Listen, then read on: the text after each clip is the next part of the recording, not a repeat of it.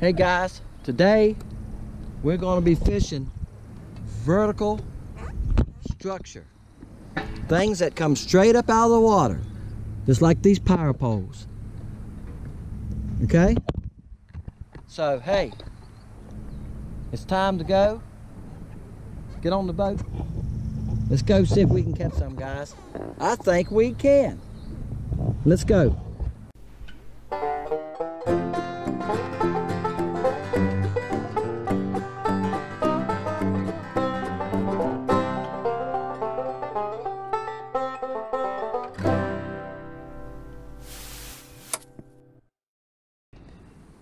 Guys, I didn't have the camera on, but I wanted to show you this because I thought it was a sun perch.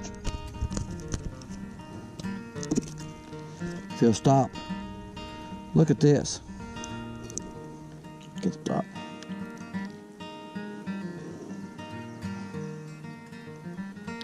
What do you think of that? Is that the smallest striper you ever caught?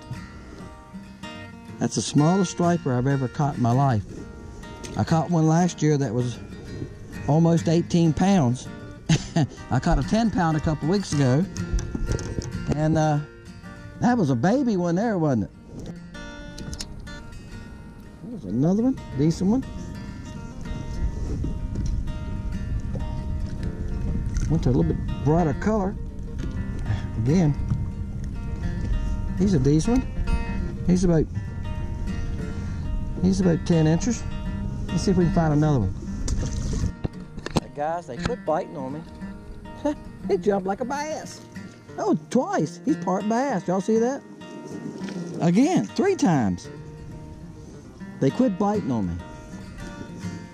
So if y'all watched my videos before, you know what I do when the crappie quit biting before I get ready and go home and get my little pliers.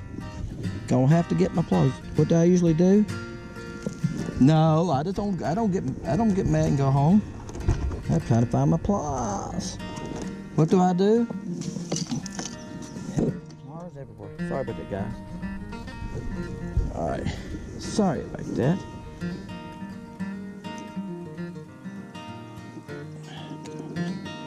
I told you I switched. Wow. Come on. Wow. Now, cannot believe. I know, buddy. I see it's barely got you, and I just can't get the little hook to turn, come out of there. All right, guys, I'm taking way too long, ain't I? Come on, come out of there. Come out of there. Gosh. All right, he's just a little fella. What do you do when they quit on you? You go to smaller bait. This is that itsy bit swimmer. It's 1.25 inches long, guys. Yeah, it's very small. It's on a 1/64 ounce head. Now, that means that when it sinks, you can't put it on any bigger head because the hooks are too big for it. You've got to use that size head because the hook's too big. I caught one on the first cast with it. What's that tell you? And because I left this spot for a while, went to another spot, another Pellers, but when you're fishing in an area that you know is good fishing and you know it's fish there, again, this is a broken record here, guys. Try different colors and try a couple different baits before you leave the spot. Sometimes that's all it takes is something a little different that gets them excited, maybe something they haven't seen a lot of. And sometimes certain colors just tend to catch fish. I mean, I heard people say the colors catch the fishermen. Well, yeah, that is true to a certain extent. We go, oh, that looks good. But if you think about watercolor, it's the most important thing to think about in color. And this water today has a good bit of stain to it. And I started off with a color that was had a little pink in it. And I thought the bone and chartreuse would be the ticket, because it usually is when the water has a little stain to it. And nothing. I mean, I caught one on it, and I fished for a good little while. And I switched to that pink with the black back, and bam! You know, I caught 2 or 3 on that. So when it quit on that, I went to to what's called electric chicken. All right, there's, oh, I just lost another one, guys. One thing about this little jig, you will lose a few on them, but I'll tell you what, when you do hook into them, it's hard to get out of them, isn't it? And it's probably because it is so small that it makes it hard to get out. You don't have the room to get your fingers down in there and get a hold of it. But once that little teeny hook goes in them, it's probably a size. He pulled my skirt down. I need to glue this bait on here, so I need to stop and do. I got thread. This is fly tying thread, guys. Y'all know I tie my own jigs. And I take the fly tying thread and wrap it around there and put a touch of super glue on it. I cut the lead collar off. The lead collar on these baits will bust it as soon as you push it up on that head. Now I buy these heads at Walmart, but if you go to a bait shop that sells these little baits, they're gonna have the heads for them, I would hope. And I think the only size they come in is 1/64th, and I've seen them somewhere 1/80th. I can't remember where I've seen them, but that wasn't at Walmart. That was I don't remember now. Maybe it was Grizzly Tackle or something like that. Like I said, I look around a lot. But the point is, you got to cut that lid collar off, because it will bust these baits when you slide it up on there. And you put a little thread on there and it'll hold them if you put a little super glue on it. Now once I key in on what color they want, that's what I'll do. I didn't super glue this one because I wanted I got about 4 colors in these, and I wanted to see if this was going to be the best. I thought it would be. It's called Eclipse. It's black with like a bluish color, kind of like a pro blue belly and a black back, which should be fine. You should be able to see that. It's kind of a natural looking. There's one. Look at there. Oh, lost him. I probably need to give him another second there before I set the hook. I see it's pulling it down. I need to go ahead and glue this one. But once I key in on what color they're after, I'm gonna try Glacier. I got, which is white with blue flecks in it. Blue flake. I want to try that first, right here in a second, because I think it ought to be a good one too for this watercolor. Pearls and whites are good in stained water. And I'm gonna try that one, and whichever one seems to be working the best, I'll glue it on. That way that'll stop it, and you'll get more time out of your bait too. All right, share it with you there a little bit, and that's what this channel's all about, guys. We're trying to share with each other. Say in the comments, go ahead if you got an idea. Maybe you're using these baits, you're going, hey, when the water's stained, the very best 2 colors I found is this and this. We can learn a lot from each other, guys, and that's what it's about. That's what, to me, is what YouTube's about. Not just watching somebody else catch fish, but trying to learn from each other. Look at this one. He's a baby. That's all right. Fishing vertical structure. Guys, I caught him on a Halbert jig. Yeah, I just made that a couple minutes ago. This is one of my hand-tied ones. You can see it's moss green. I took and put a pink tail off of the baby shad on it to give it some brightness, because the water's so dirty. Hey, it worked. It worked. Look, you see it in the water. Can you see it here? Look, there's something after it right there. What is that? I don't know what that is. It's like a minnow, some kind of big minnow. But you can see the water's pretty dirty there, and that gave it a little bit of brightness, didn't it? The pink seems to be the ticket today in this dirtier water. I've tried different things. Pink seems to be the best color. Now, when you fish in an area like that, don't get on one color and die on it. I just sitting there saying this to myself a while ago, don't get stuck on one color. I've got 4 rods here, and I got a different color on each rod. And I've been around this thing now about 10 times. I've just been making circles around it. And again, I'm throwing as close as I can. I'm trying to throw past them about 6 to 8 feet, because it's 14 foot here, 14 to 15 foot. And then letting them sink. And I want it to be about 6 to 8 foot when it comes past those cement pillars. That's what I'm trying to do. And most of the fish are pretty close to it, okay? They're holding on it pretty good. As far as I know, so right now I'm gonna cast like a little far left that time. That's fine, because you know what? When this cement goes in the water, I haven't got over close with my depth finder to say, 'cause it's the first time I fished this for, gosh, guys, I ain't been in it, fished these pellets right here probably for 5 or 6 years. I got 20,000 acres here, so I don't fish some of the same stuff all the time. Now you're going to see some of the same docks in some of my videos because they're close to me.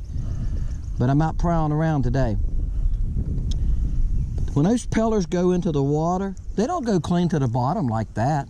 Bridges don't either. A lot of people think, see a bridge column, you think it goes straight down to the ground. No, it doesn't do that. When that thing goes down, I'll bet you a dime to a dollar. When it gets to the bottom, I bet you it goes out square, and I bet it's a big cement. The cement might even come out close to me. The cement might come out even clean to this boat before it drops off. I don't know. I can run off my trolling motor here in a minute and look around, but bridges do that. Watch your trolling motor around a bridge. If you get close to it, if you get the trolling motor on the, excuse me, if you got your depth finder, if you got your transducer, let me start over. If you got your transducer on the trolling motor, get over close to that bridge. Look at that thing. I was just showing a fella just a couple days ago that we was fishing a bridge, and I said, let me show you why a bridge can be good at times. And we get over close to it. When we got close to the bridge, it came up, went square, then we got about 10 feet from the column itself. They put a lot of cement down there. Look how tall this is.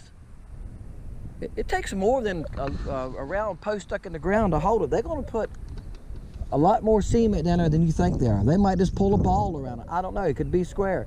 But they're going to have more cement than just that column most of the time. They're going to put all the support they can down there. So it's usually something down there to hold a fish at a bridge or a vertical structure like this. It's more than what you can see above the water. So give them a try. Comes a skier. Again, guys, this is June. The water's averaging 82 degrees. It's 76 right here because I'm off of the channel. They've been dumping water. And I'm just trying to find some summertime crappie. That's basically what this video is about. I've made quite a few on trying to catch crappie in the summertime off of docks and stuff. That's why I'm trying to help you find them and show you how to find them and catch them, because I hear this from people all the time. Once that spring crappie bite quits, I got a skier. Once so this is how warm the water is.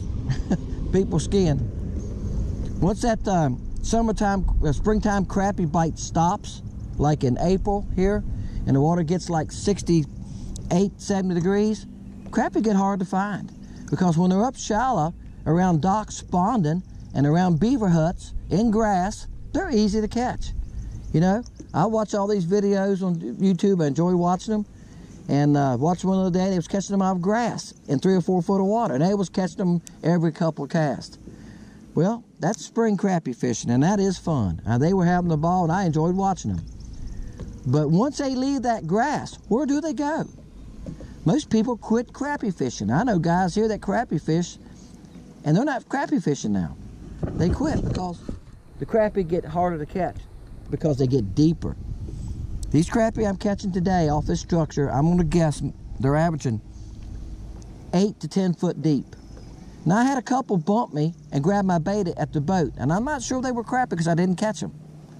They could have been some perch or something else. I don't know. There's one right there, guys. Oh, this, gosh, I hope this is a crappie. Well, he took off fighting hard. He took off fighting hard. They gave up. Yeah, it's a crappie. He took off fighting really hard. I thought he could be a big one. All right, but he's not a big one. And see, that was just, y'all was watching me. I wasn't doing anything fancy with this thing. I wasn't jerking it. I just lifting up once in a while, lifting up.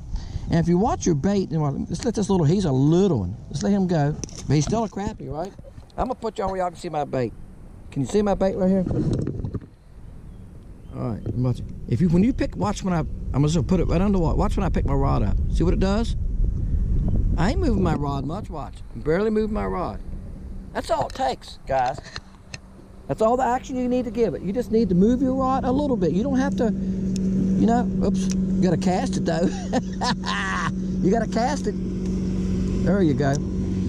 You don't have to go like this. All you gotta do, all you need to do on crappie fishing, this boat trying to run over me here. That's good. That'll stir up plankton off the post.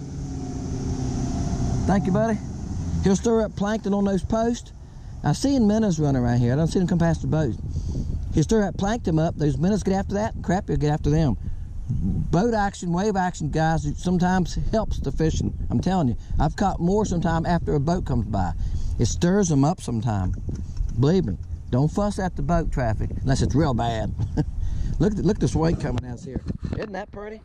So that's what a big boat does too when they turn in front of you and going real slow. That's what they can do to you. Woo! We got to ride this out. Usually I turn my boat toward it. Look at it. See, he's over laughing. He gonna laugh. Made that guy bounce around, didn't they? They don't think about that when they got those big old 20, 25 foot boats and they come and turn in front of you like that, going slow, going 15, 20 miles an hour. They cause a lot of wake. But anyway, let me finish up here, guys. I'm sharing too much with you today. This video will be too long. But get that bait over there. Let it sink past that column and just move your rod gently. Hey guys, Dennis here with you with Fishing Lake Country. We caught some fish today. We're in the summer months. This is June, and it's challenging when the water gets hot. It's averaging 78 to 82. You got traffic from boats and skiers. The crappie have moved deeper. They're not in the shallow water like they was in the spring in the 2 to 5 foot, so they're harder to catch. And it takes patience. What I was doing today, I was just using a regular little small jig, lead jig. That was a 1/32. And I tried a few colors, but it seemed like the brighter colors, like the electric chicken, and this is pink and black. I don't know exactly what it's called. I can't keep up with all the names of these colors, guys. You just look them up, they're not hard to find. And I caught some on one of my hand-tied jigs, and I put a little pink tail on here. This is just the olive color. Actually, I was digging a while ago and I found the chartreuse in black. It's probably what I should have been throwing. I put a little flashaboo in it. But I catch quite a few of my own jigs. That's fun to make something of your own and catch fish on it. But the fish were averaging around 8 foot deep that I was catching. It's 16 foot. And what we was doing, we're fishing vertical structure. These are telephone poles, they carry current poles, they're carrying current. They got a cement base that actually has a fiberglass coating on it. But that's what we was fishing. I caught a few on this. Y'all seen me use this bait. It's called the Itsy Bit Swimmer. Swim on. And that's 2 pound test line.